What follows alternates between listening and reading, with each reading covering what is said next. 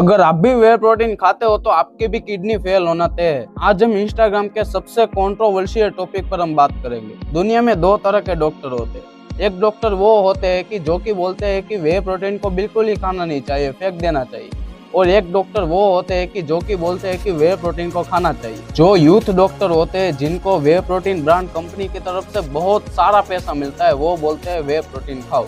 और जो doctor OPD में है जनरली इसका प्रमोशन नहीं करते वे प्रोटीन का, वो बोलते हैं कि वे प्रोटीन मत खाओ। तो भाई आज हम इस टॉपिक पर हम बात करेंगे कि वे प्रोटीन खाना चाहिए कि नहीं खाना चाहिए। अगर खाना चाहिए तो कैसे खाना चाहिए। देखो बोतल ट्रांसपेरेंट है ना, मैं कोई भी पेड प्रमोशन नहीं करा, बल्कि मुझे मिला ही नहीं है। क्यों बोलते हैं कि वे प्रोटीन को नहीं खाना चाहिए? 100% वो सही है, क्योंकि इसमें मैक्सिमम 80 to 90% सिर्फ प्रोटीन ही है।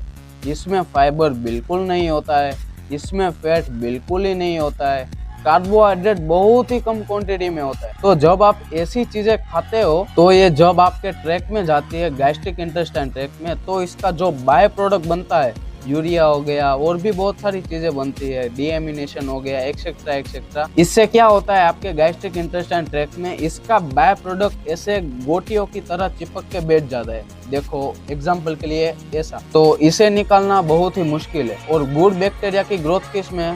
That comes from fibre.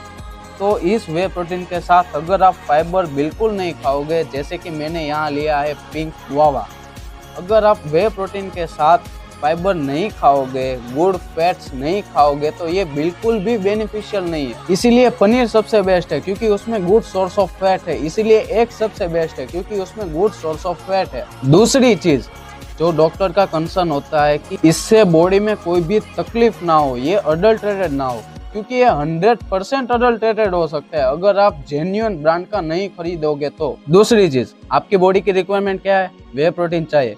But क्या आपकी बॉडी की रिक्वायरमेंट है कि वो वे प्रोटीन चॉकलेट फ्लेवर का चाहिए, वेनिला फ्लेवर का चाहिए, कैरेमल फ्लेवर का चाहिए, वो फ्लेवर का चाहिए? नहीं है ना। तो क्यों स्वीटनर्स में पढ़ रहे हो? क्योंकि जब आप स्वीटनर्स में पढ़ रहे हो तब एडल्ट्रेशन का चांस बढ़ जाता है, क्योंकि उसमें आता है आर्टिफिशियल फ्लेवर्स और कलर्स, जैसे कि सुक्रालोस हो गया, एस्पार्टिम हो गया। यही सब रीजंस की वजह से डॉक्टर वे प्रोटीन खाने को मना करते हैं। तो बेहतर है कि अपना वे प्रोटीन किसी गुड फाइबर सोर्स और फैट सोर्स के साथ खाओ। और साथ ही साथ ये भी देखिए कि आपका वे प्रोटीन आर्टिफिशियल फ्लेवर्स और कलर्स वाला ना हो, एडिटिव्स वाला ना हो, जैसे कि सुक्रालोस हो गया और एस्पार्टिम हो गया। ये आर्टिफिशियल फ्लेवर्स और कलर्स है जो कि आपको लॉन्ग टर्म में नुकसान देंगे।